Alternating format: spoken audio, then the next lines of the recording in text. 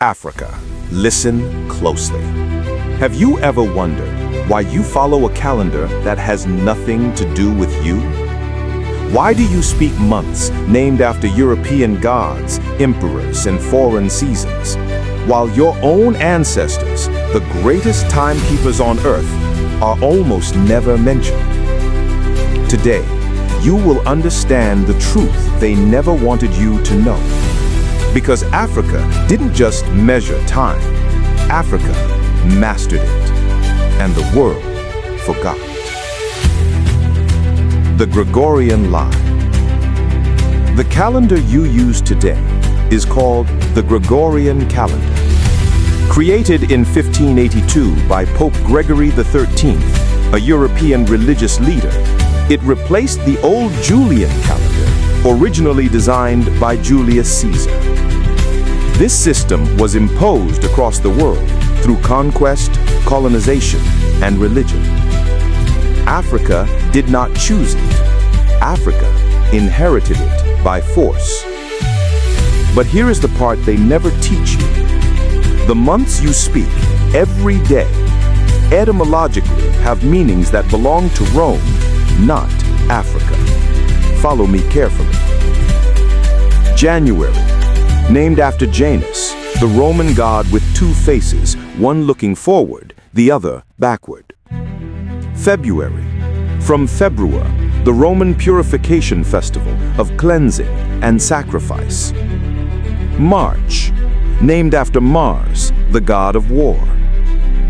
April, from apire, to open, referring to flowers in European spring. May, Maya, the Roman goddess of growth. June, Juno, the goddess of marriage. July and August, Julius and Augustus Caesar, who literally carved months out of the calendar for themselves. September, October, November, December, meant to match numbers 7 through 10, but today they stand as the 9th, 10th, 11th, and 12th months. Let me ask you, when another man's gods are always on your head and always on your lips, are you not a servant forever? So, in their quest to honor their ancestors, their gods, and their goddesses, in their rush to name months after Janus, Mars, Maya, Juno, Julius, and Augustus, they forgot the meaning of their own numbers in the Roman language. They forgot that septem means 7, yet September is the 9th month. They forgot that octo means 8, yet October became the 10th. They forgot that Novem means 9, yet November is the 11th. And Decem means 10, yet December stands as the 12th month. Their calendar stopped following logic and started following reverence to their gods and ancestors. They forgot the first commandment in Exodus 20:3. Thou shalt have no other gods before me. And today, a pastor somewhere in Africa will tell you to forget your ancestors and discard your own gods. Yet the same people who brought that message still honor their own gods, their own emperors, and their own ancestral names. They deceived our ancestors with Exodus 20:3, while they themselves continued reverencing Janus, Mars, Maya, Juno, Julius, and Augustus, their own gods carved permanently into the calendar you follow today. So ask yourself again, why do Africans follow a calendar built for Rome when Africa had its own calendars thousands of years earlier? African, the true timekeepers.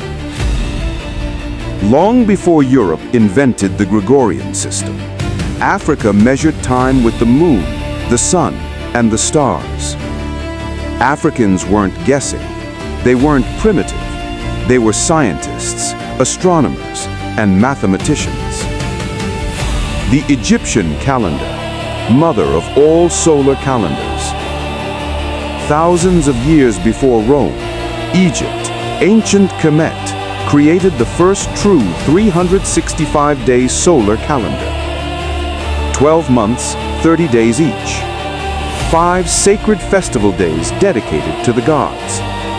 Aligned with Sirius, the brightest star in the sky, whose rising predicted the flooding of the Nile, the event that determined survival itself.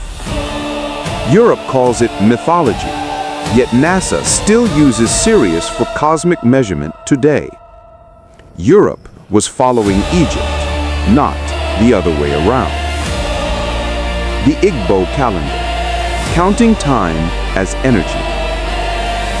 Across the Niger, the Igbo people had a 4-day week, Eke, Ore, Afo, Nkwo, aligned with women's menstrual cycle.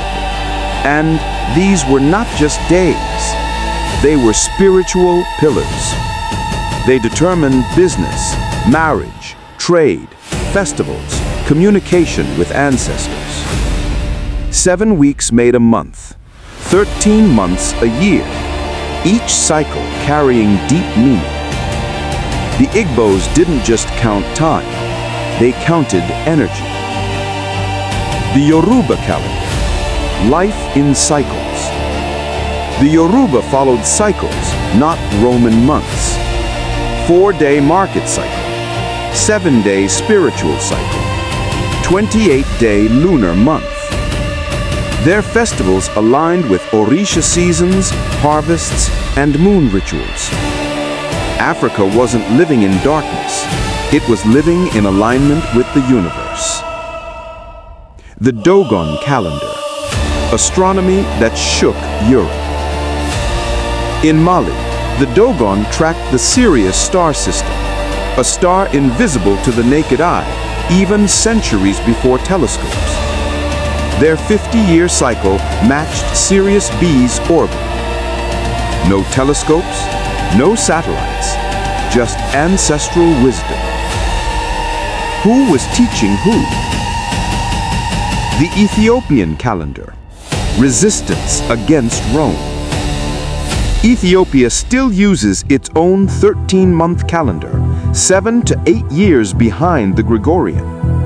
Synchronized to the birth of Christ long before Rome adjusted its own dates. Africa refused to follow Europe's clock, and it is still standing. Other African calendars. Akan of Ghana, 42-day cycle linked to cosmic and social order. Swahili Coast, lunar cycles for trade and navigation. Berbers of North Africa, farming calendar older than Rome. Zulu, tracked seasons through the stars. Africa didn't just live. Africa thrived in harmony with nature and cosmos. Why African systems were superior?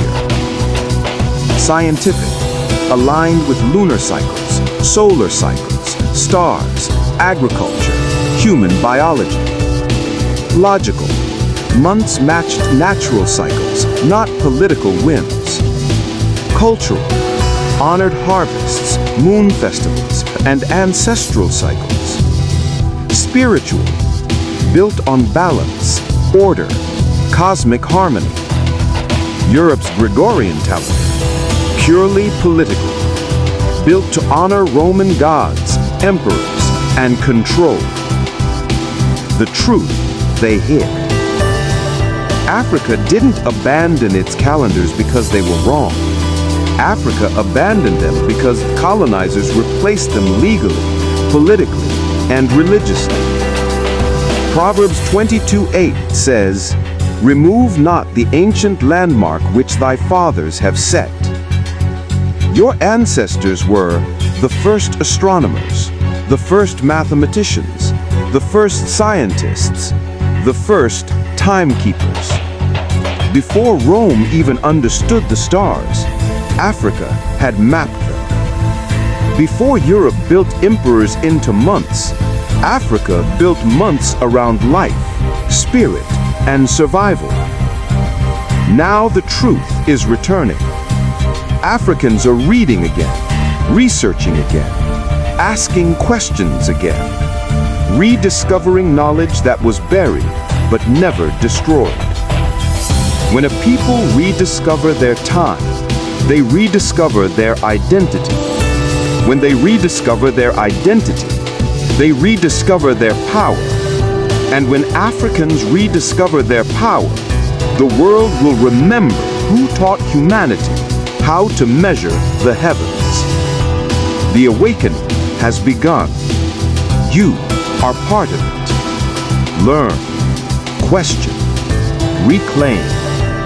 Because time is not what they gave you. Time is what Africa always owned.